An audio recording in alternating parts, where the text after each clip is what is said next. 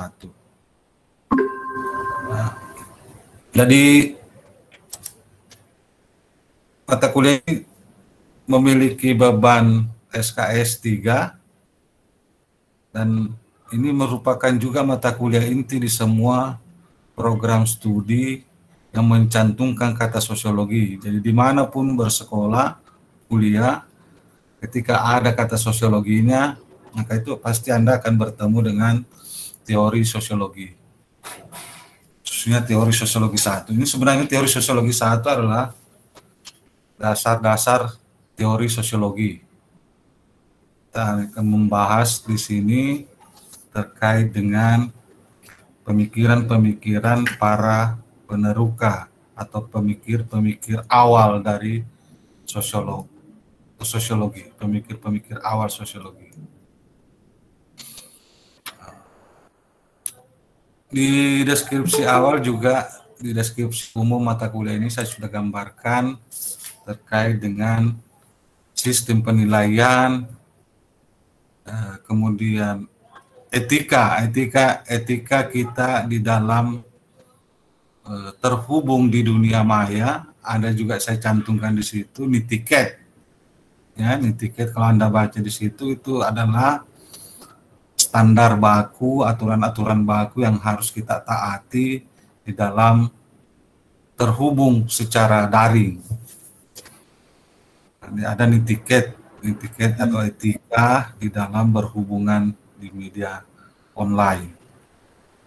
Itu juga mesti kita tepati. Kontrak kuliah juga saya upload di awal, dan itu bisa Anda download sendiri. Kontrak kuliah itu bahwa di situ tercantum mengenai materi-materi yang akan kita pelajari selama 1 semester. Kemudian ada juga metode pembelajaran, ada sistem penilaian. Situ semua terekam secara baik di kontrak perkuliahan dan RPS yang sudah saya upload.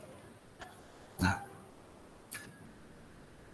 jika ada yang mau bertanya sekaitan dengan apa yang saya gambarkan di deskripsi umum yang ada di LMS, saya persilahkan sebelum kita masuk ke materi untuk hari ini.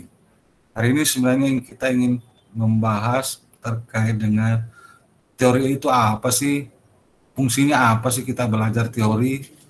Nah, itu yang akan kita pelajari hari ini sebagai pembuka dari kuliah teori sosiologi 1. Saya persilakan kalau ada yang mau berbicara. Ada yang mau berkomentar?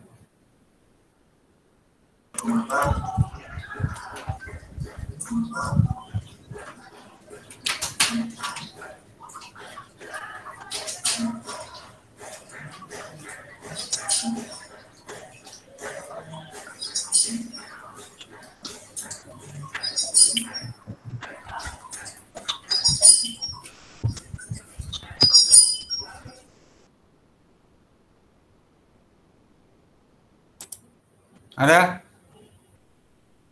Tidak ada? Halo? Tidak ada, Pak.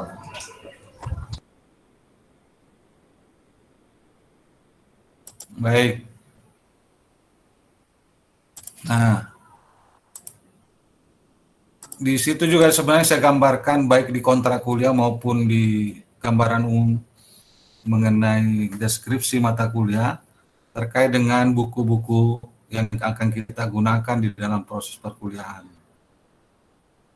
Sebenarnya saya punya buku terkait dengan materi kuliah kita hari ini, tapi jumlahnya sangat terbatas karena sudah tidak cetak lagi, belum dicetak untuk edisi selanjutnya. Jika ada yang mau pesan, boleh, tapi tidak sampai kayaknya 20-an, hanya 10 lebih. Dasar-dasar teori sosiologi yang diterbitkan oleh Raja Wali Press, yang saya bikin karangan saya sendiri atau saya penulisnya sendiri. Diterbitkan oleh Raja Wali Press yang ada di Depok. Ananda sekalian, mohon izin saya men-share PPT. PPT-nya sebenarnya juga sudah ada. Mudah-mudahan sudah ada yang download. Bentar.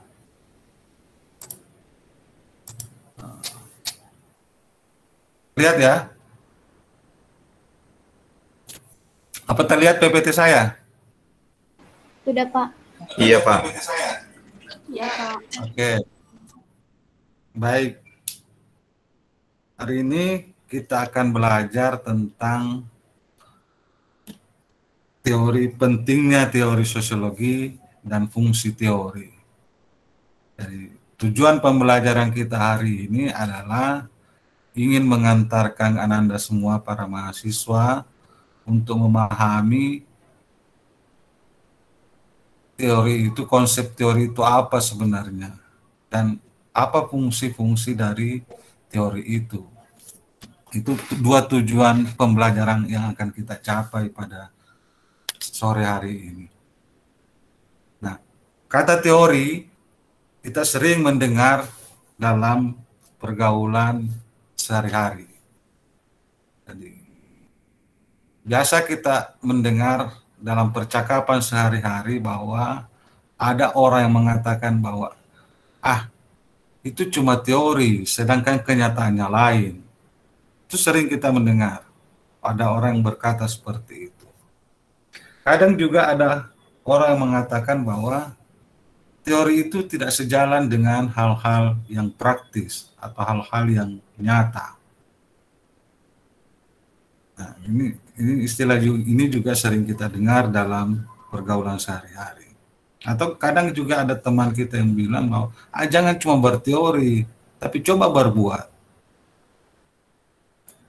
Nah, ada juga kadang orang mengatakan bahwa apa gunanya teori jika tidak didukung oleh fakta. Nah, keberatan-keberatan seperti ini bisa datang dari mahasiswa, bisa juga datang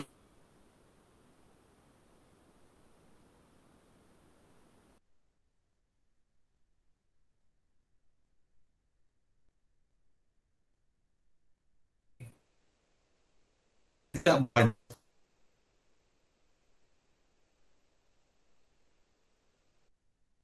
lagi muncul istilah-istilah itu karena sudah paham bahwa teori ini seperti ini.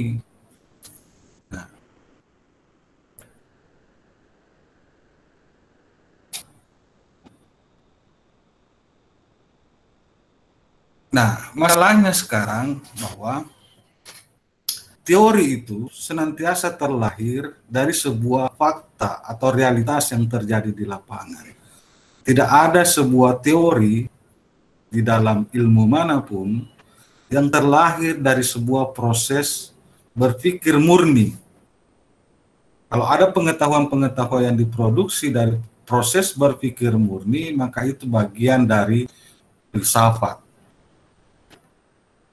Teori sebagai produk ilmu pengetahuan itu senantiasa dilandaskan pada kenyataan-kenyataan praktis, kenyataan-kenyataan yang ada di dalam kehidupan masyarakat. Namun, terkadang memang suatu teori itu tidak sesuai dengan fakta yang terjadi di masyarakat. Kenapa itu bisa terjadi? Karena memang teori itu tidak berlaku universal. Tidak ada yang berlaku umum. Bahwa teori yang satu bisa menjelaskan semua persoalan, tidak seperti itu. Mungkin dia tepat menjelaskan suatu fenomena, tetapi tidak bisa menjelaskan fenomena yang lain. Tetapi yang jelas bahwa teori itu bersumber dari fakta-fakta yang terjadi di lapangan, fakta-fakta yang terjadi di masyarakat. Nah, di dalam sebuah realitas sosial juga kita kadang menemukan adanya fakta-fakta yang bersifat samar-samar. Terkadang juga ada teori yang tidak bisa menjelaskan fakta yang samar-samar tersebut. Oleh karena itu, kita mungkin perlu perangkat teori lain untuk menjelaskan fakta yang samar-samar tersebut.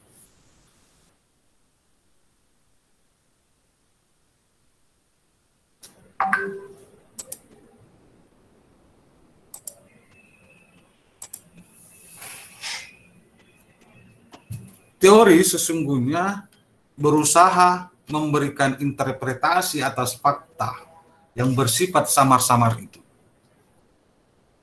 Jadi ketika kita menjumpai suatu fakta yang bersifat samar-samar, kita bisa menggunakan suatu teori tertentu untuk menjelaskan atau memberikan interpretasi penafsiran terkait dengan fakta-fakta yang samar tersebut.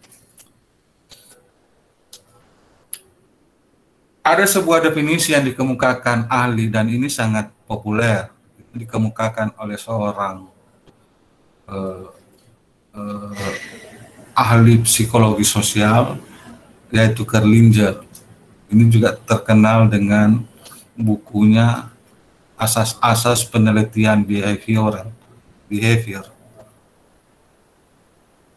Sebuah buku metodologi yang menjelaskan terkait dengan bagaimana meneliti kehidupan sosial masyarakat, khususnya terkait dengan tindakan-tindakan terkait psikologi sosial. Yang diterjemahkan tahun 2000. Di situ dia jelaskan bahwa teori itu adalah perangkat konstruk atau konsep, batasan, proposisi yang menyajikan suatu pandangan sistematis terkait dengan fenomena dengan merinci hubungan antar variabel dengan tujuan menjelaskan dan memprediksi. Di dalam sebuah teori sebenarnya mengandung adanya unsur konsep atau batasan-batasan terkait suatu hal, atau adanya proposisi-proposisi yang menyajikan suatu pandangan terkait dengan fenomena, ataukah ada keterkaitan variabel dengan variabel. Dalam rangka apa itu dihadirkan konstruk atau konsep itu, atau batasan atau proposisi itu, atau keterkaitan variabel itu? Dalam rangka untuk menjelaskan suatu fenomena atau memprediksi suatu fenomena atau gejala.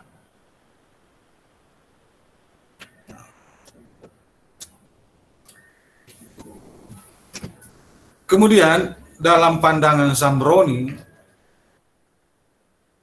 dia memetakan 3 fungsi teori itu.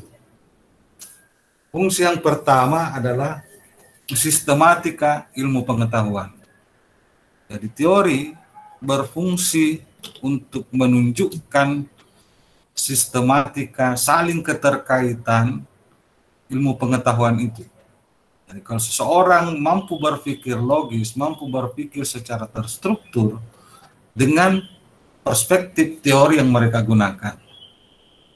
Kenapa? Karena teori memang berfungsi untuk membangun sistematika ilmu pengetahuan.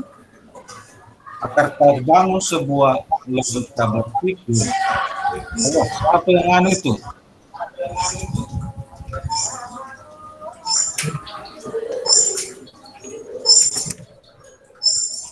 Tolong yang aktif mic-nya itu. Jadi akan terbangun sebuah logika berpikir, alur berpikir yang sistematis, yang runtut, apabila seseorang itu memegang teguh prinsip-prinsip teori yang mereka gunakan. Kemudian fungsi teori yang kedua adalah sebagai eksplanasi, prediksi, dan kontrol sosial.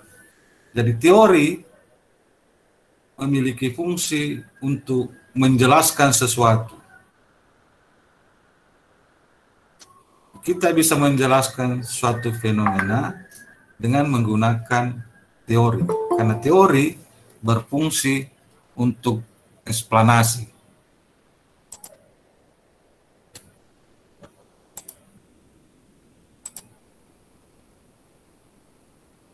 Nah, Misalnya begini, ada orang bunuh diri misalnya. Kita bisa menjelaskan apa yang menyebabkan seseorang itu bunuh diri dengan menggunakan perspektif teori. Katakanlah kita menggunakan perspektif teorinya Emil Durkheim. Bahwa orang bunuh diri itu bisa karena rasa cinta yang berlebih,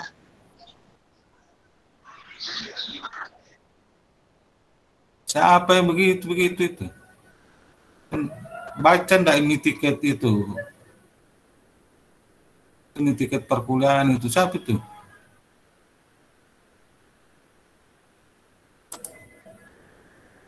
Mengganggu sekali kita itu.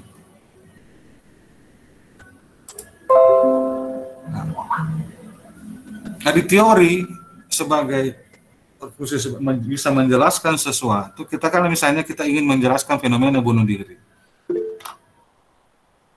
Ada teori Durkheim yang menjelaskan terkait dengan hati itu. Teorinya yang bernama suicide atau bunuh diri. Dalam pandangan Durkheim, orang bunuh diri itu karena yang pertama bisa karena rasa cinta yang berlebih, bisa karena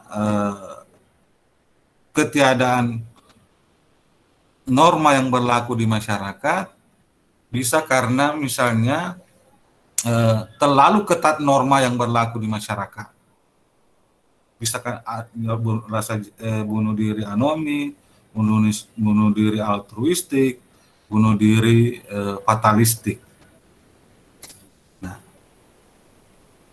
jadi ketika misalnya orang bunuh diri, kita bisa menjelaskan, oh kalau dia tidak bunuh diri karena rasa cinta yang berlebih, dia bisa bunuh diri karena terlalu dikekang sama orang tuanya, terlalu dikekang sama masyarakat. Nah, bisa jadi seperti itu. Jadi kita bisa menjelaskan sesuatu itu dengan menggunakan perspektif teori. Nah, kita juga bisa memprediksi fenomena suatu kejadian-kejadian di masyarakat dengan menggunakan perspektif teori.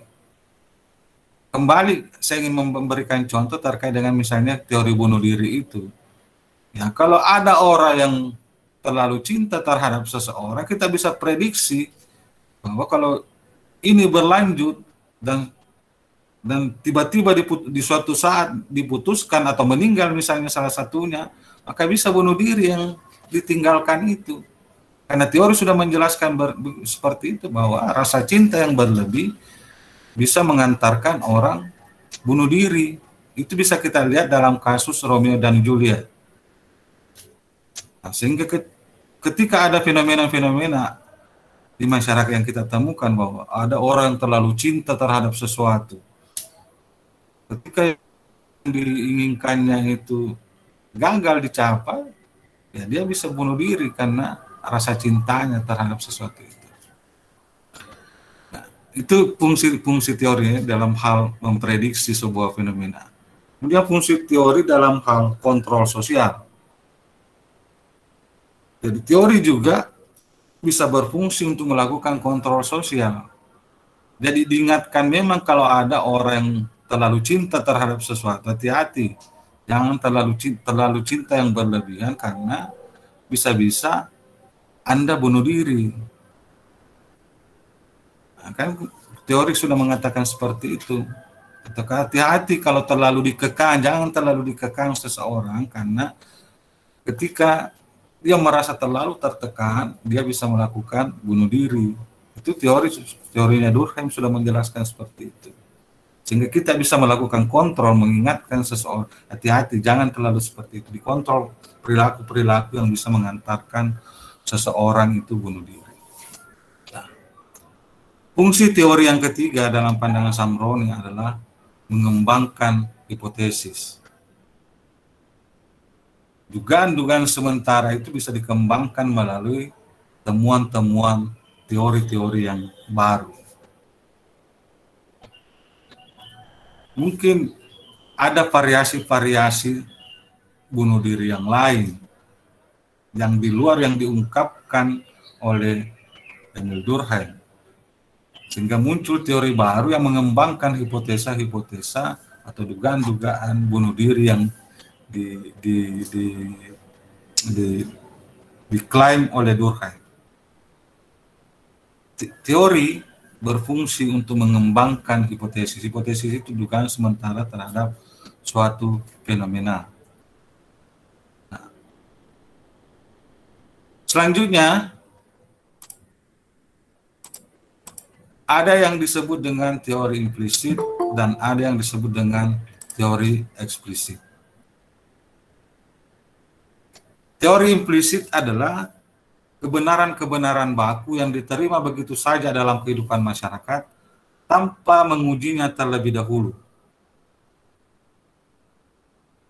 Ini bukan teori yang akan kita pelajari selama satu semester, bukan teori implisit ya.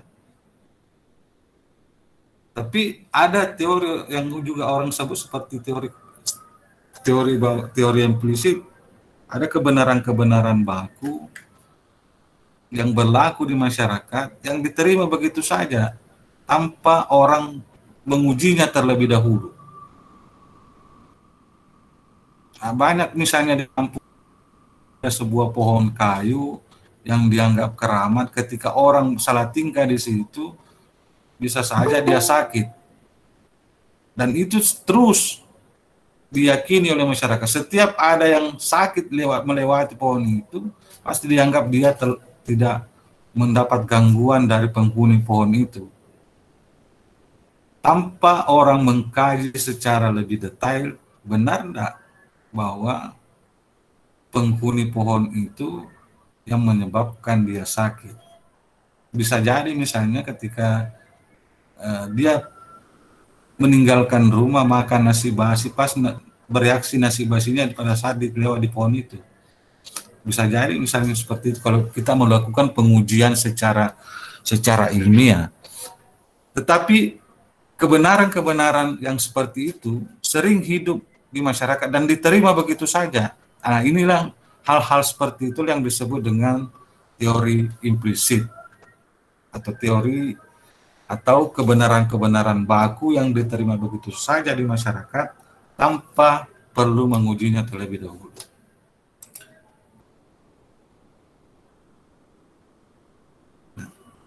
Yang akan kita geluti selama satu semester ke depan adalah apa yang disebut dengan teori eksplisit. Teori eksplisit itu adalah proposisi-proposisi yang diuji melalui data lapangan. Teori yang akan kita geluti adalah semua berlandaskan data-data lapangan, kemudian itulah yang melahirkan teori. Pandangan-pandangan ahli itu yang melalui sebuah riset data-data lapangan.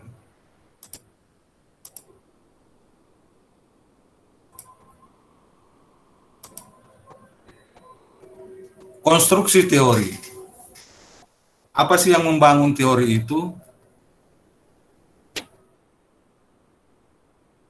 Bangunan dasar yang pertama dari teori itu adalah konsep. Jadi setiap teori, kalau Anda mau belajar teori secara baik, pahami dulu apa konsep-konsep yang ada di dalam teori itu. Konsep adalah suatu kata yang menunjuk kepada suatu gejala atau fenomena. Konsep terbagi dua, yaitu yang dapat diamati, atau biasa disebut dengan observable, dan yang tidak dapat diamati secara langsung, atau biasa disebut dengan konstruk. Ada fenomena-fenomena di masyarakat yang bisa kita amati, ada juga fenomena-fenomena yang tidak bisa kita amati. Seperti nilai-nilai, itu kan kita tidak bisa amati secara langsung. Tapi ada di sekeliling kita. Sesuatu yang kita anggap baik, buruk, itu ada di sekeliling kita. Dan itu mempengaruhi kita. Itu yang disebut dengan konstruk. Di sisi lain ada fenomena, ada sesuatu yang bisa kita amati, perilaku-perilaku yang Anda lakukan sehari-hari, itu sesuatu yang bisa kita amati. Jadi fenomena-fenomena di masyarakat itu, inilah yang sebenarnya dibungkus menjadi sebuah konsep. Katakanlah misalnya kemiskinan adalah sebuah konsep. Fenomenanya misalnya, fenomenanya adalah ada orang yang memiliki rumah beratap rumbia, beralaskan lantai tanah, berdinding kardus. Nah, fenomena ini kita bungkus menjadi sebuah konsep kemiskinan. Jadi fenomena itu tadi yang saya sebutkan, fenomena bahwa ada orang yang memiliki rumah beratapkan rumbia, beralaskan, berlantaikan tanah, berdindingkan kardus. Fenomena ini kita konsep kemiskinan. Senantiasa terlahir di situ. Jadi sebenarnya ketika orang meneliti, itu orang meneliti konsep bukan fenomena. Fenomena harus dibungkus menjadi sebuah konsep, baru bisa diteliti. Kenapa itu penting kita bungkus menjadi sebuah konsep? Karena kita ingin membangun teori atau mengembangkan teori di dalam sebuah riset, di dalam sebuah penelitian.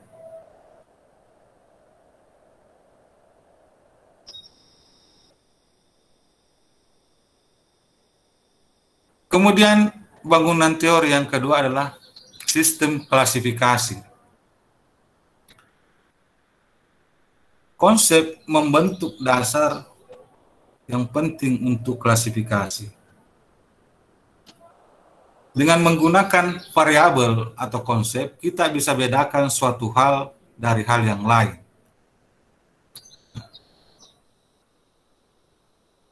Variabel ini dalam sistem klasifikasi dibagi atas dua.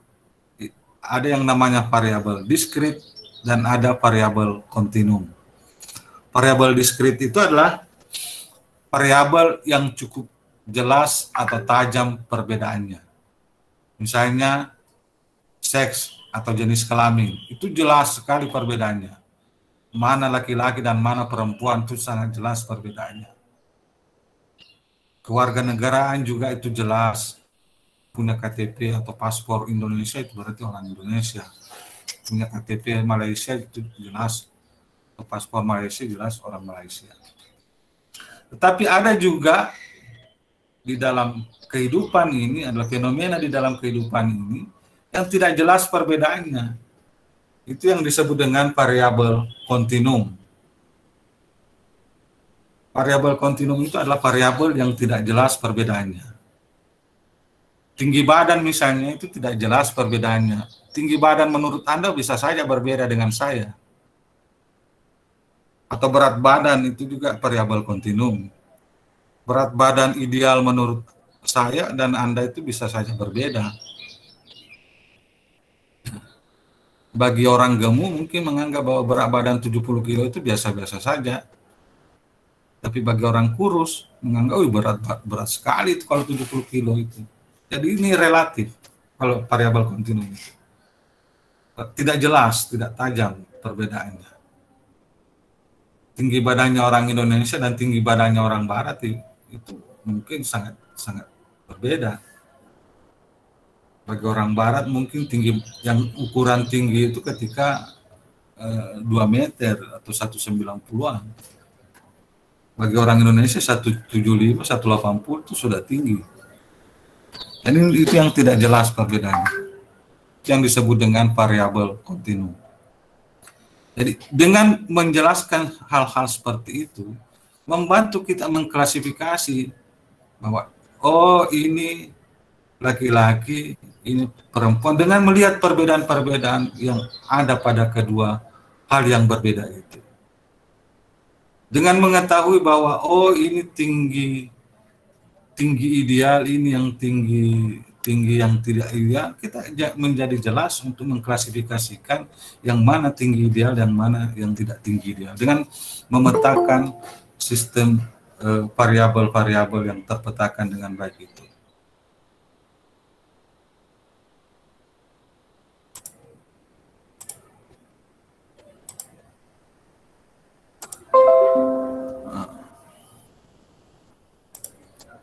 Kemudian bangunan teori yang ketiga adalah proposisi.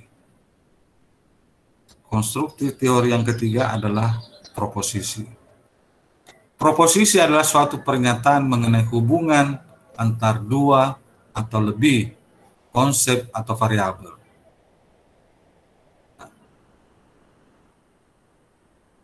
Jadi proposisi itu selalu menunjukkan pernyataan mengenai adanya hubungan antara dua atau lebih variabel atau konsep. Proposisi yang sudah diuji melalui data lapangan, melalui hasil penelitian, itulah yang menjadi teori. Nah, kemudian yang keempat adalah bangunan dasar sebuah teori adalah penjelasan kausal, penjelasan sebab akibat.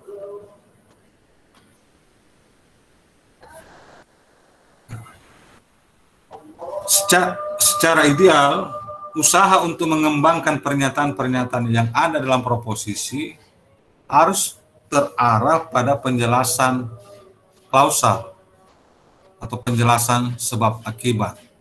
Contohnya, X menyebabkan Y, variabel X menyebabkan variabel Y.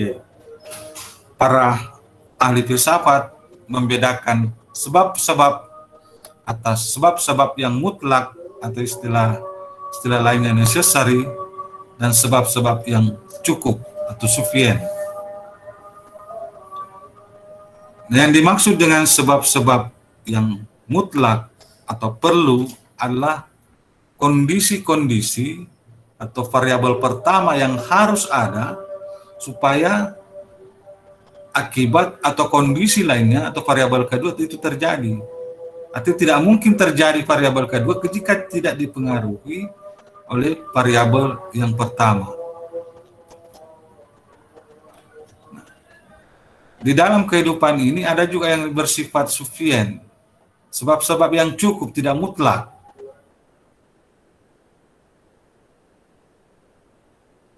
Sufficient itu adalah sebab-sebab yang tingkat kemutlakannya lebih rendah dari yang bersifat necessary atau yang mutlak.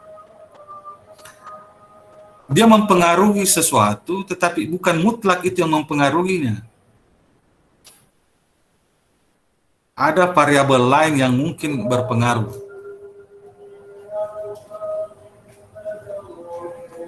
Ada orang pintar misalnya,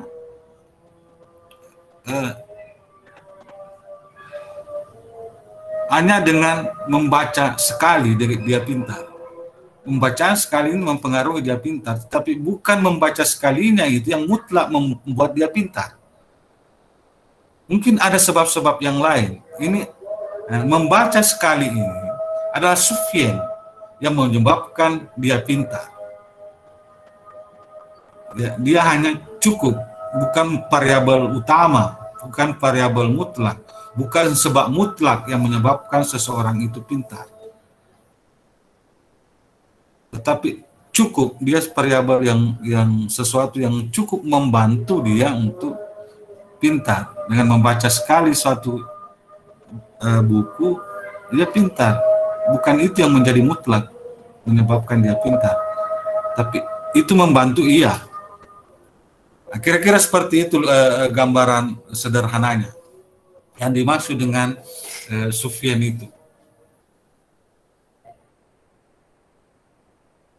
Kalau misalnya rajin belajar, rajin kumpul tugas, rajin beli buku, itu sebab-sebab yang mutlak menyebabkan seseorang itu pintar. Itu menjadi variabel necessary. Itu di dalam istilah filsafat ilmu disebutkan seperti itu. Kemudian, bangunan dasar teori selanjutnya adalah variabel independen dan variabel dependen. Variabel adalah ciri-ciri seseorang atau sekelompok orang atau suatu fenomena yang bisa menunjukkan perbedaan.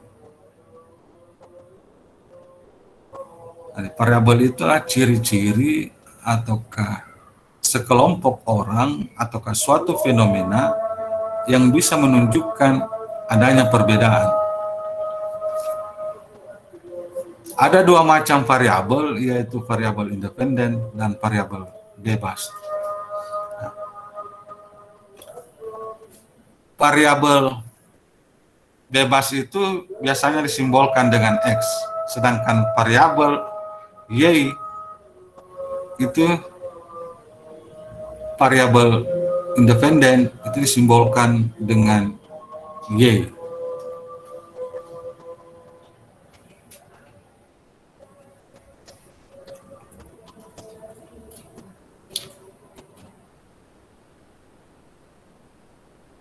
Di variabel bebas, variabel X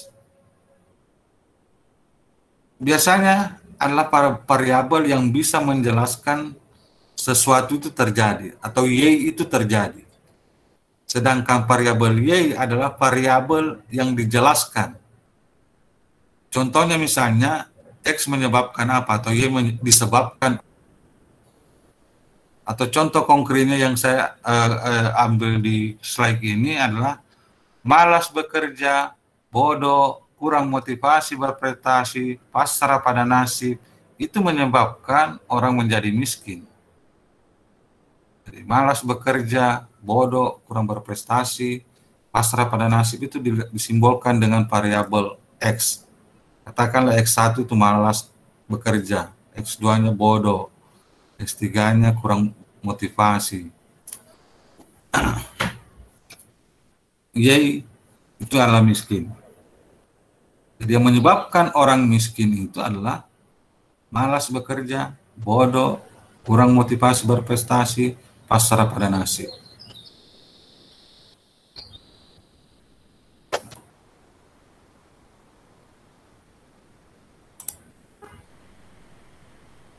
Nah, yang terakhir terkait dengan bangunan dasar teori sosial adalah teori adalah seperangkat proposisi. Proposisi adalah suatu pernyataan yang menghubungkan dua atau lebih konsep atau variabel. Yang perlu diingat adalah, yang perlu Anda cermati adalah bahwa ada teori yang bersifat aksiomatik atau deduktif dan ada teori yang bersifat induktif. Teori deduktif itu senantiasa bertolak dari hal-hal yang bersifat umum, kemudian bergerak atau menuju hal-hal yang bersifat khusus. Sedangkan teori induktif itu bertolak dari hal-hal yang bersifat khusus, kemudian menarik kesimpulan yang bersifat umum. Nah, selanjutnya saya ingin menyampaikan bahwa teori dalam ilmu sosial itu agak sedikit berbeda dengan teori di dalam ilmu alam. Teori di dalam ilmu sosial itu bersifat kumulatif. Artinya apa? Bahwa teori itu di dalam ilmu sosial tidak pernah menggugurkan atau membatalkan teori-teori yang sudah ada sebelumnya. Meskipun teori itu sudah ribuan tahun yang lalu, belum pernah dipatahkan, belum pernah dimatikan oleh ilmu teori-teori yang terlahir kekinian. Dalam ilmu alam, teori itu bisa dipatahkan, bisa lagi tidak digunakan oleh orang. Jadi, di dalam ilmu alam itu bisa terjadi apa yang disebut dengan istilah Thomas Kuhn, revolusi sains. Di dalam ilmu sosial tidak ada revolusi sains, yang terjadi adalah ilmu itu dikembangkan, teori itu dikembangkan secara kumulatif melalui penghalusan terhadap teori lama atas teori yang baru, atau menambah apa yang kurang dari teori yang lama, kemudian mencoba diisi oleh teori-teori yang baru. Oleh karena itu, biasanya di dalam ilmu sosial, teori itu dianggap bersifat paradigmatik, sebuah cara pandang terhadap sebuah fenomena, ataukah biasa disebut dengan perspektif.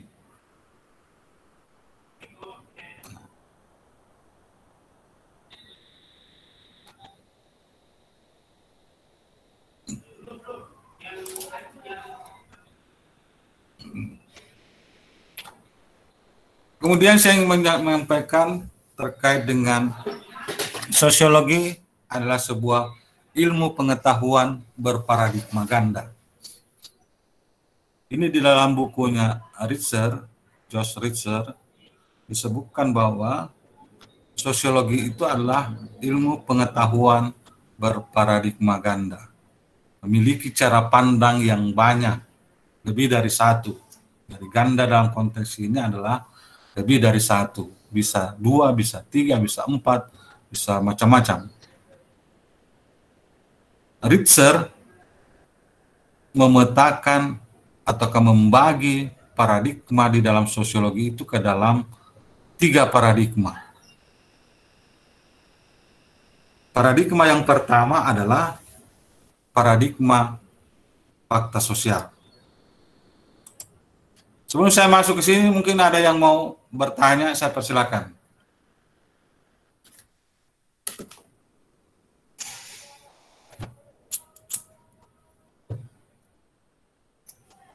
Ada komentar?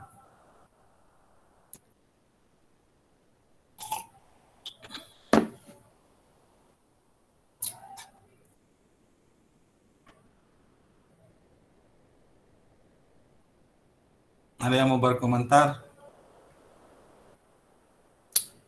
Saya mohon dinyalakan dulu lagi anunya, kameranya semua.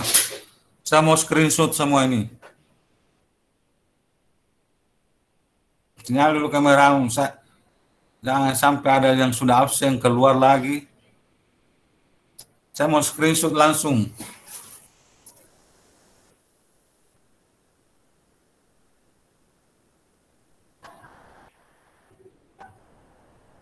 Terus saya cek siapa yang tidak menyala. Oke.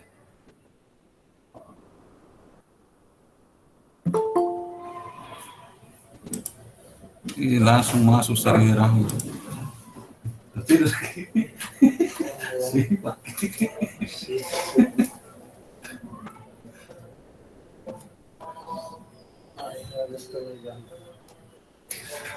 Oke, saya lanjut ya. Pemetaan teori menurut Ritzer.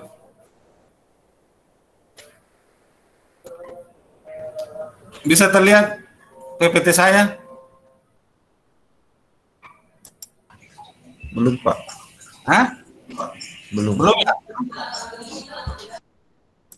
Belum terlihat? Belum, Pak. Belum, Pak. Belum, Pak. Belum. Oke.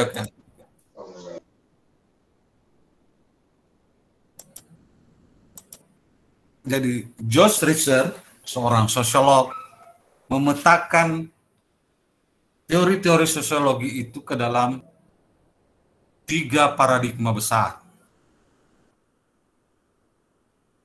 Tadi saya sebutkan bahwa Ritzer itu menganggap sosiologi itu ilmu pengetahuan berparadigma ganda. Ganda di sini jangan diartikan hanya 2. Ganda itu lebih dari 1. Bisa 2, 3, 4, 5. Tapi Ritzer dalam konteks ini hanya memetakan 3 paradigma di dalam sosiologi. Meskipun dia tambahkan 4. Dia tambahkan 1. Nah, saya akan menjelaskan satu-satu paradigma teoritis yang dikemukakan oleh Josh Ritzer. Paradigma yang pertama adalah paradigma fakta sosial. Seperti apa sih paradigma fakta sosial itu? Cara pandang paradigma fakta sosial di dalam melihat realitas di lapangan adalah dia melihat bahwa realitas itu adalah sesuatu yang real, sesuatu yang nyata. Realitas itu memiliki kenyataannya tersendiri. Dia adalah sesuatu yang berada di luar individu, tetapi punya daya paksa terhadap individu. Sederhananya, fakta sosial itu adalah sesuatu yang memiliki daya paksa terhadap diri kita. Dia memaksa diri kita untuk melakukan tindakan-tindakan tertentu. Dia mengikat kita, dia mengendalikan tindakan kita. Jadi, manusia ini, masyarakat ini, dalam paradigma fakta sosial, melihat masyarakat ibaratnya wayang yang dipermainkan oleh dalang. Jadi dalanglah yang menentukan bagaimana gerak-gerik dari si wayang tersebut. Di masyarakat dilihat seperti itu oleh paradigma fakta sosial. Nah, Anda mau makan dengan tangan kanan, tangan kiri, atau pakai kaki, itu boleh-boleh saja sebenarnya. Tapi kenapa kita makan dengan tangan kanan? Karena kita diajarkan oleh orang tua kita bahwa tidak etis makan dengan kaki, tidak etis makan dengan jari-jari kiri atau tangan kiri, karena tangan kiri biasa dipakai untuk membersihkan kotoran ketika kita sudah buang hajat. Sehingga kita senantiasa makan dengan tangan kanan. Padahal bisa saja kan, bisa makan langsung dari mulut langsung ke piring. Tapi kita senantiasa makan dengan tangan kanan, kan ajaran-ajaran orang tua kita. Ada nilai yang diajarkan oleh orang tua kita. Nilai adalah struktur sosial yang mengikat kita, yang mengikat tindakan kita. Nah, kenapa kita masuk kuliah pada jam sekian? Karena ada yang mengikat kita, ada struktur yang mengendalikan kita, ada fakta sosial yang mengikat kita, ada aturan akademik yang harus kita tepati untuk masuk kuliah pada hari ini. Ini suatu pertanda bahwa betapa kita ini dikendalikan oleh kekuatan-kekuatan sosial yang ada di luar kemampuan diri kita. Itu cara pandang fakta sosial.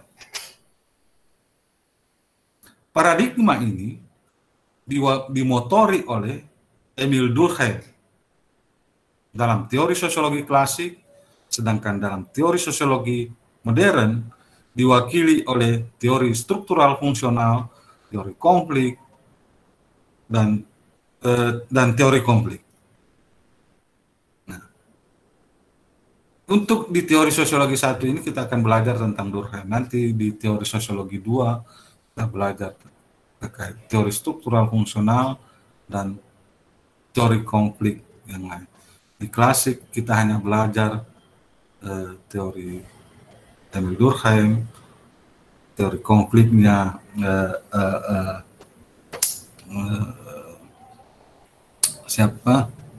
Karl Marx. Nah, sekali lagi saya ulangi, paradigma fakta sosial melihat diri kita ini tidak memiliki kekuatan apa-apa untuk menentukan tindakan.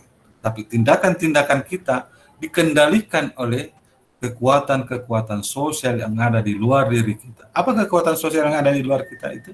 Adalah struktur sosial, norma-norma, adat istiadat, pranata sosial. Itulah yang mengendalikan diri kita. Itulah dalang-dalang yang mengendalikan diri kita. Aturan-aturan, nilai-nilai, dan lain sebagainya. Itulah dalang yang mengendalikan tindakan kita. Nah, paradigma yang kedua yang menggunakan Ritson adalah paradigma definisi sosial. Ini justru berbanding terbalik cara pandangnya dalam melihat masyarakat. Berbeda sekali dengan paradigma fakta sosial yang melihat individu itu atau masyarakat itu merupakan makhluk yang tidak memiliki kekuatan apa-apa, tapi dia dikendalikan oleh kekuatan-kekuatan sosial yang ada di luar dirinya. Kalau ini justru melihat bahwa individu itu sangat merdeka dalam menentukan tindakan-tindakannya. Paradigma definisi sosial menekankan hakikat kenyataan sosial itu yang bersifat subjektif, lebih daripada eksistensinya yang terlepas dari individu.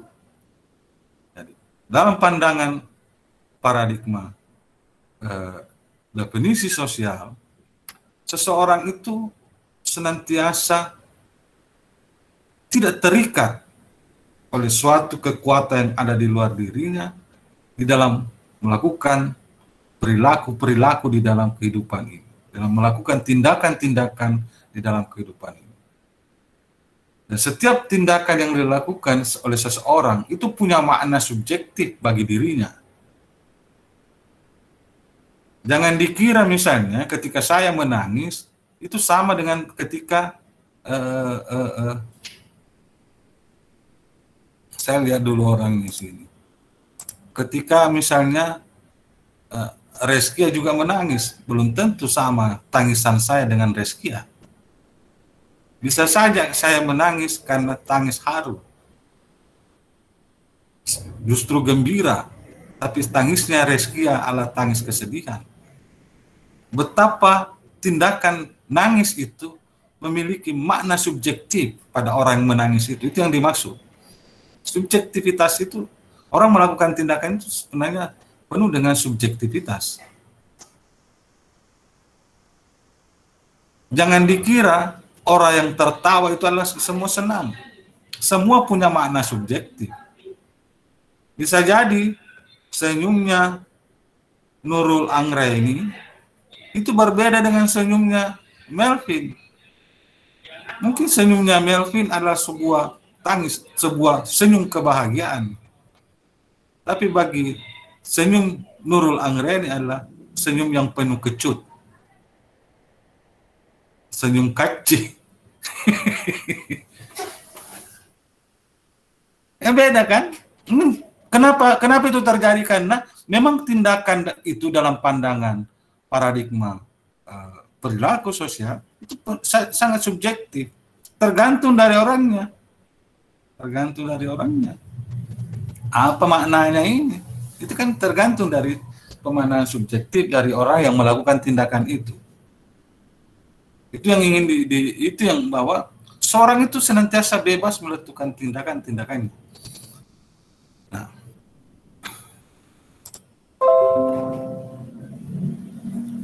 Nah, untuk memahami apakah senyumnya Nurul Anggraini dan Melvin itu sebuah senyum kebahagiaan atau senyum kecut penuh derita, maka kita harus menggunakan yang namanya interpretative understanding. Atau dalam istilah Max Weber yang lain adalah Verstehen.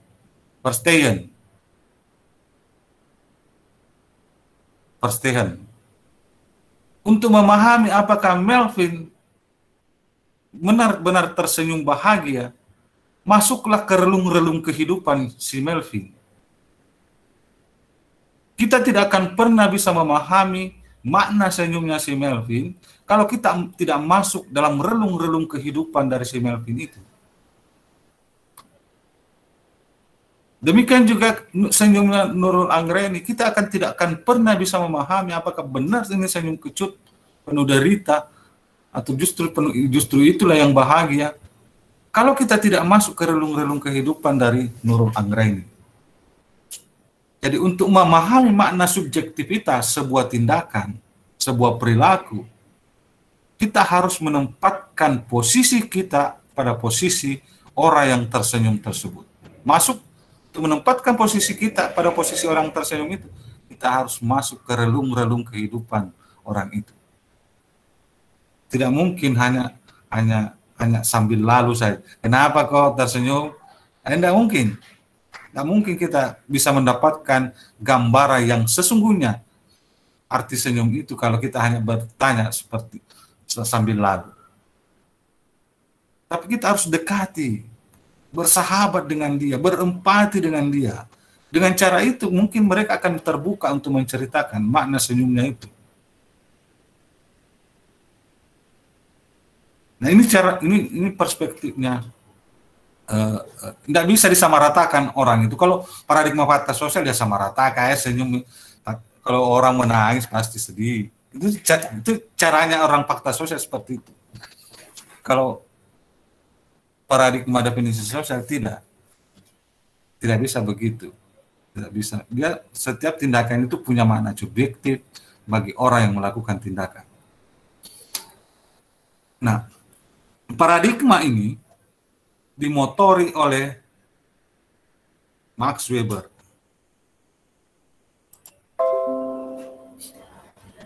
Max Weber dalam teori sosiologi klasik, sedangkan dalam teori sosiologi modern diwakili oleh teori tindakan, teori dramaturgi, teori interaksi simbolik, teori fenomenologi, teori etnometodologi, dan teori aksi. Yang memiliki cara pandang dalam melihat masyarakat seperti itulah teori-teori itulah. Memiliki cara pandang definisi sosial bahwa individu itu adalah makhluk yang merdeka dalam menentukan tindakan-tindakannya. Jadi ketika kenapa orang makan dengan tangan kanan? Saya lagi membalik cara berpikirnya. Kenapa saya makan dengan tangan kanan? Dalam pandangan paradigma definisi sosial. Kenapa saya makan dengan tangan kanan? Karena saya menganggap makan dengan tangan kanan adalah sesuatu yang baik. Tindakan terpuji. Tidak elok rasanya kalau saya makan langsung melalui mulut ke piring. Tidak enak rasanya. Tidak enak juga rasanya kalau saya makan dengan pakai kaki. Ada sesuatu yang ganjil menurut saya. Tidak elok juga rasanya kalau saya makan dengan menggunakan tangan kiri, karena tangan kiri saya ini sering saya pakai cebok. Jadi bukan ditentukan oleh orang lain saya tidak gunakan tangan kiri saya. Bukan karena ajaran-ajaran orang, karena saya memang menilai ini tidak bagus ini saya pakai untuk makan ini, karena sering saya pakai cebok tangan kiri saya. Sehingga saya menggunakan tangan kanan dalam makan. Betapa saya menjadi makhluk yang sangat merdeka dalam menentukan tindakan saya makan dengan tangan kanan. Ya kan? Ini dibalik cara berpikirnya. Belajar teori itu harus Anda jalankan otaknya. Kalau Anda tidak punya otak, susah itu belajar teori. Karena ini teori itu saling bertentangan cara berpikirnya. Dan semua betul, semua rasional, semua masuk akal kalau belajar teori. Harus dijalankan ini alur pemikirannya. Kalau tidak, agak susah kita memahami teori. Dan ini berat belajar teori itu berat.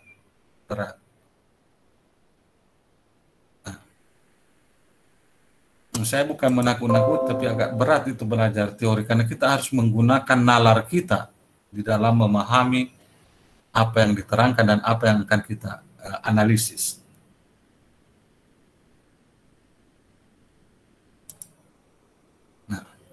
Kemudian paradigma selanjutnya adalah paradigma perilaku sosial. Paradigma perilaku sosial memusatkan perhatiannya kepada hubungan antar individu dengan lingkungannya. Menurut perspektif paradigma definisi perilaku sosial, bahwa persoalan pokok dalam sosiologi adalah tingkah laku individu yang berulang. Jadi yang menjadi fokus perhatian adalah tindakan yang dilakukan oleh individu atau masyarakat yang senantiasa dilakukan 1, 2, 3, 4 kali, berulang-ulang. Bukan hanya dilakukan satu kali, tapi dilakukan paling tidak 2 kali, dan seterusnya. Itu yang disebut dengan perilaku sosial. Kalau hanya dilakukan 1 kali atau spontanitas, kasihlah orang psikologi yang mengkaji itu. Tidak usah orang sosiologi campuri itu. Tapi yang menjadi fokus perhatian dari paradigma perilaku sosial adalah perilaku yang terjadi secara berulang. Karena itulah yang harus dikaji oleh sosiolog.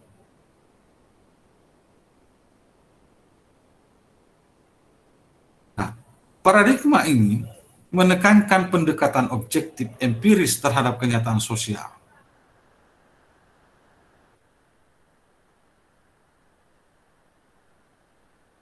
Paradigma ini dimotori oleh seorang ahli psikologi sosial yang bernama B.F. Skinner. Ini tidak ada tertulis di slide. B.F. Skinner, seorang psikologi sosial. Itu tokoh utama yang menjadi pendiri ataukah yang berposisi yang meletakkan paradigma perilaku sosial. Kemudian paradigma ini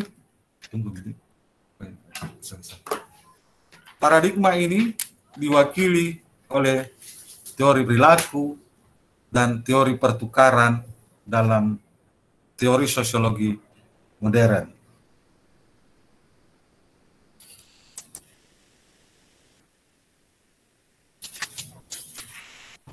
Kemudian ada juga pemetaan yang dilakukan oleh Margaret Poloma.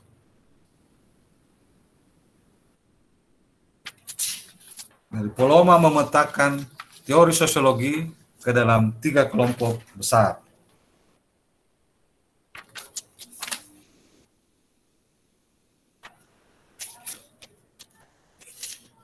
Yang pertama adalah teori sosiologi naturalis.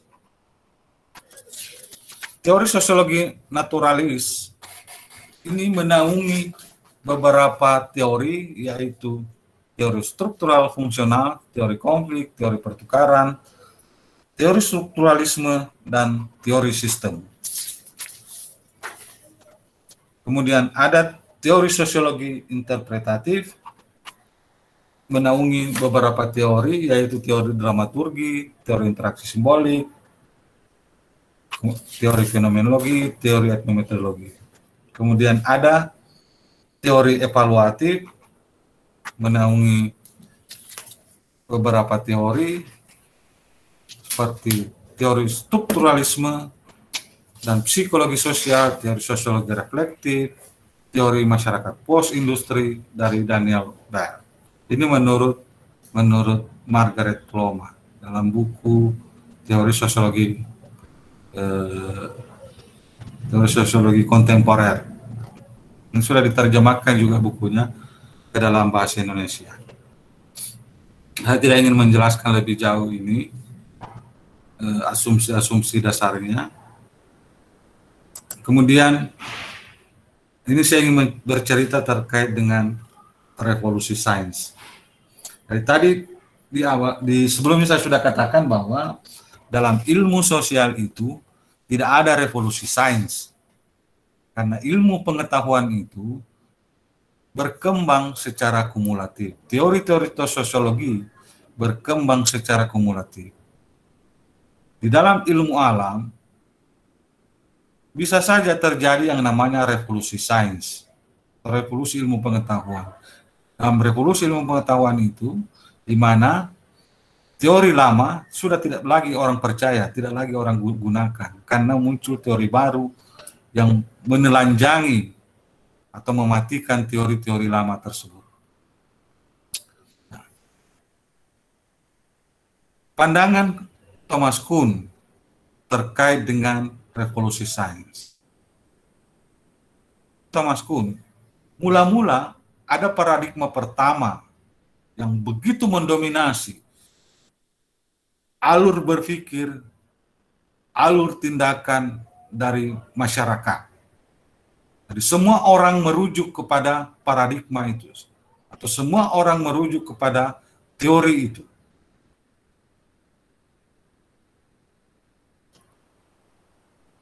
Dalam perjalanan, ketika orang semua merujuk atau menggunakan teori itu sebagai sumber kebenaran, maka dalam posisi itu terjadi yang disebut normal science. Normal science. Dalam posisi normal science ini, orang semua menggunakan paradigma satu sebagai sumber kebenaran, atau teori itu sebagai sumber kebenaran. Dalam perjalanan selanjutnya, ini dalam perjalanan kehidupan masyarakat selanjutnya, muncul kekurangan-kekurangan pencermatan dari teori-teori atau paradigma yang diyakini sebelumnya. Orang sudah mulai melihat adanya kelemahan-kelemahan dari paradigma atau teori yang selama ini diyakini. Di sisi lain, manusia atau masyarakat belum menemukan sebuah cara baru untuk mengatasi kelemahan-kelemahan paradigma atau teori yang diyakini sebelumnya. Dalam konteks teori atau paradigma yang lama atau paradigma satu memiliki sejumlah kelemahan dalam menjelaskan sebuah fenomena, dan di sisi lain orang belum menemukan teori atau paradigma baru untuk menjelaskan fenomena secara benar, maka dalam posisi itulah terjadi yang disebut dengan anomali, anomi, ketiadaan pegangan. Orang mau merujuk ke paradigma satu atau teori satu, sudah banyak yang tidak bisa dijelaskan. Di sisi lain, riset-riset orang, penelitian-penelitian orang belum menemukan pengganti paradigma yang bisa mengatasi, bisa menjelaskan kondisi yang ada. Dalam posisi itu terjadi apa yang disebut Thomas Kuhn sebagai anomali. Ketika orang terus melakukan riset, terus melakukan penelitian-penelitian untuk menggantikan paradigma yang sudah tidak laku lagi, yang sudah mulai kelihatan bolong-bolongnya, yang sudah mulai kelihatan kelemahan-kelemahannya dalam menjelaskan sebuah fenomena. Dan di saat dia menemukan sebuah teori, sebuah paradigma atau cara pandang baru yang bisa mengatasi persoalan, bisa mengatasi kelemahan-kelemahan dari paradigma satu, maka dalam posisi itulah muncul yang disebut dengan revolusi sains. Sehingga muncul paradigma kedua. Dan ketika orang terjadi revolusi sains, orang sudah meninggalkan semua paradigma satu.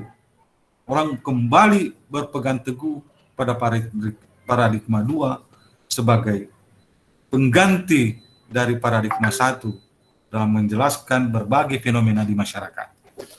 Saya ingin berikan contoh konkret begini. Orang begitu lama meyakini bahwa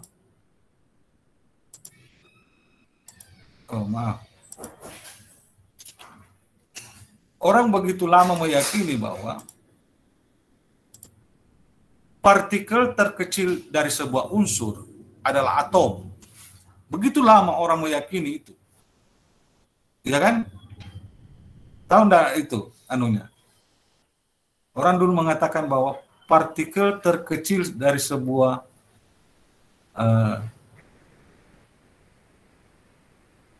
benda adalah atom. Nah, ternyata ketika orang meyakini itu, bahwa partikel terkecil dari suatu unsur adalah atom, maka dalam posisi itu dah paradigma satu berlaku. Lama sekali orang menganggap bahwa partikel terkecil dari sebuah unsur itu adalah atom. Lama sekali orang memiliki keyakinan seperti itu. Nah, ternyata di belakang atom itu tidak bisa menjelaskan suatu sebagai sebuah unsur terkecil. Riset terkini menunjukkan bahwa atom itu bisa dipecah-pecah, ada neutron, newton, ya kan? Ketika orang menemukan itu bahwa atom itu bisa dipecah-pecah ke dalam beberapa unsur, ya gugurlah pengetahuan lama itu bahwa partikel terkecil dari sebuah unsur adalah atom, gugur. Orang tidak percaya lagi. Orang sudah percaya sekarang masih bisa dipecah menjadi 4. Sama dulu, orang lama sekali meyakini bahwa inti tata surya kita adalah matahari. Begitu ya? Siapa yang dari IPA? Saya, Pak. Ya, Pak. Dari IPA yang ya, palaknya. Begitu ya? Dulu ya orang keyakinan gereja seperti itu ya? Ya, iya, Pak. Inti tata surya adalah matahari. Nah, lama sekali orang meyakini itu. Dalam kondisi itu, itulah yang disebut dengan paradigma satu. Tapi belakangan ketika Galileo mulai menggugat keyakinan gereja ketika itu, sesungguhnya orang Galileo sudah mulai ragu, kayaknya bukan matahari ini sebagai inti tata surya. Sampai dia korbankan dari sebuah keraguannya terhadap keyakinan gereja, terhadap bantahannya terhadap keyakinan gereja.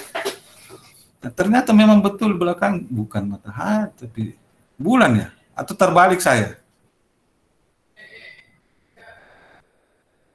Kira-kira seperti itulah.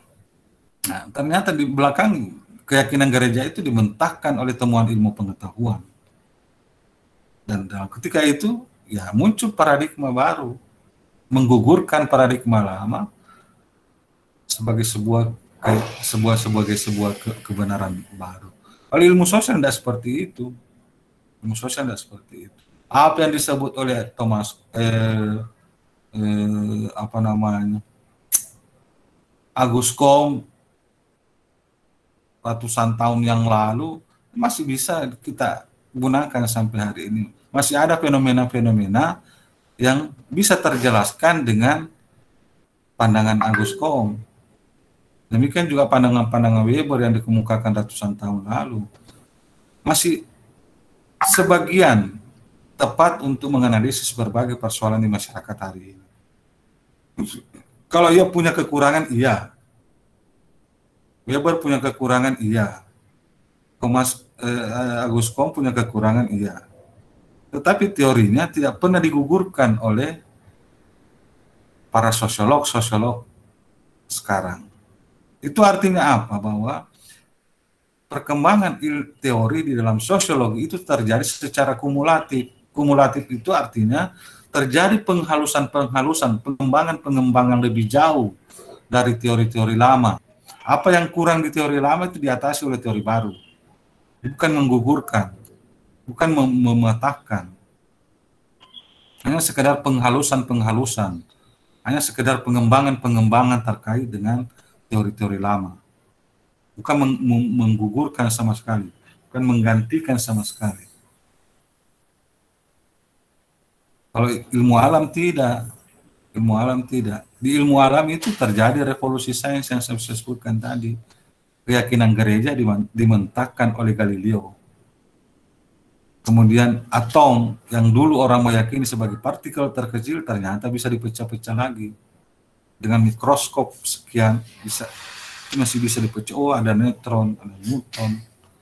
Masih bisa dipecah-pecah seperti itu.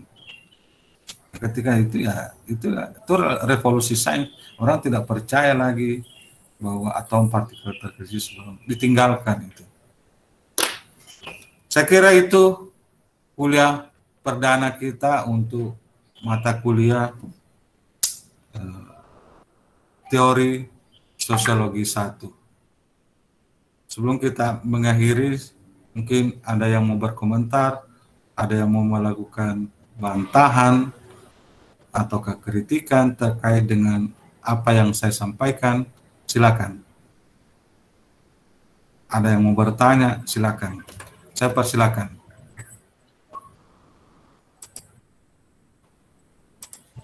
Ada?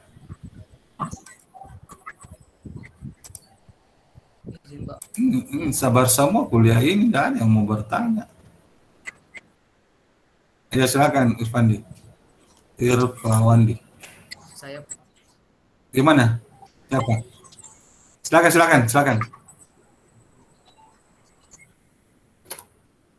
Langsung saja. Iya, silakan.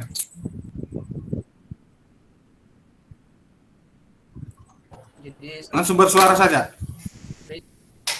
Jadi sebelumnya terima kasih Pak atas kesempatannya. Jadi berhubung kita tadi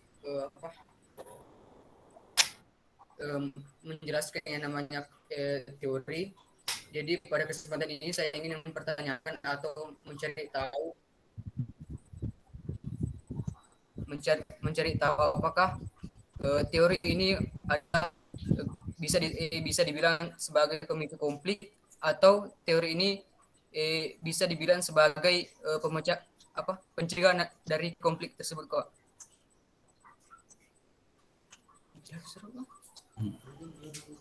Nah, oke, baik, terima kasih. Dua-duanya bisa. Dua-duanya bisa. Ketika orang kekeh dengan pandangannya masing-masing, maka itu akan memicu konflik. Ketika misalnya Anda kekeh dengan perspektif fakta sosial, yang lain misalnya Gus Mirat memegang paradigma definisi sosial, masing-masing bertahan dengan cara berpikirnya, pasti berkonflik Anda. Tapi kalau Anda meyakini itu sebagai sebuah rahmat, bahwa ada yang kurang dari cara pandang saya dengan berdiri di fakta sosial. Di sisi lain, yang berdiri pada paradigma definisi, ada juga, ada kekurangannya juga saya dalam berdiri dalam paradigma fakta. Maka itu akan memperkaya hasanah keilmuan kita. Saya ingin mengatakan bahwa kebenaran itu tidak berasal dari satu sumber. Tapi sumber kebenaran itu berasal dari berbagai macam orang. Paradigma fakta sosial bisa menjelaskan sebuah fenomena. Demikian juga paradigma definisi sosial. Semua bisa menjelaskan fenomena. Masing-masing punya kelebihan dan kekurangan. Alangkah indahnya ketika misalnya perbedaan-perbedaan itu kita bungkus menjadi sebuah kekayaan intelektual yang bisa kita semakin mengembangkan keilmuan kita. Tapi kalau kekeh masing-masing pandangannya, tidak ada yang mau mengalah, saling adu jotos dengan pandangannya itu memicu konflik. Tapi justru orang bisa bersahabat juga dengan perbedaan pandangan itu. Dia sadar bahwa ada kekurangan, ternyata kekurangannya Gus Mayadi ada pada kelebihannya Irfandi. Kekurangannya Irfandi ada pada kelebihannya Muhammad. Akan lebih bagus ketika kita bersahabat keduanya. Bisa jadi teori itu membuat orang menjadi bersahabat, terintegrasi, harmoni, membangun kehidupan harmoni. Makanya saya bilang dua-duanya bisa terjadi. Dua-duanya bisa terjadi. Dan itu soal biasa saja, beda pandangan itu. Satu hal yang saya perlu ingatkan itu tadi, bahwa kalau saya sih kebenaran-kebenaran itu tidak bersumber dari satu sumber, dari satu perspektif, paradigma, tapi berasal dari berbagai macam hal. Sama dengan teori orang buta mendefinisikan gajah, ya kan? Belajar teori itu kan seperti itu. Orang buta yang memegang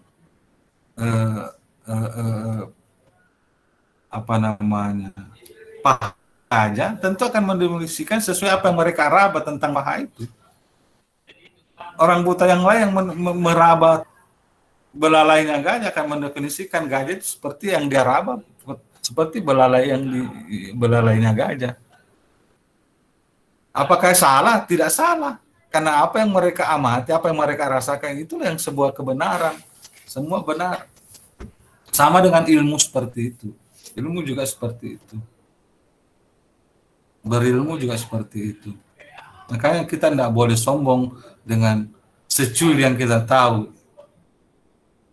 Wih, baru sedikit dia tahu sudah sombong sekali nih. Siapa kok cowok nih misalnya seperti itu kan? Nggak boleh, karena macam-macam orang mencapai kebenaran itu macam-macam caranya, macam-macam cara. Jelasnya teori itu adalah sebuah kebenaran yang terungkap melalui hasil riset berdasarkan data-data lapangan, fakta-fakta di lapangan. Cuma sekali lagi, sosiologi itu ilmu pengetahuan yang memiliki banyak cara pandang. Kalau saya sebutkan lagi bukunya Jonathan Turner, dia memetakan tujuh perspektif di dalam sosiologi. 7 aliran besar. Itu belum kita bicara teorinya. Dalam satu perspektif ada banyak sekali teori yang mengatakan 7 perspektif di dalam sosiologi.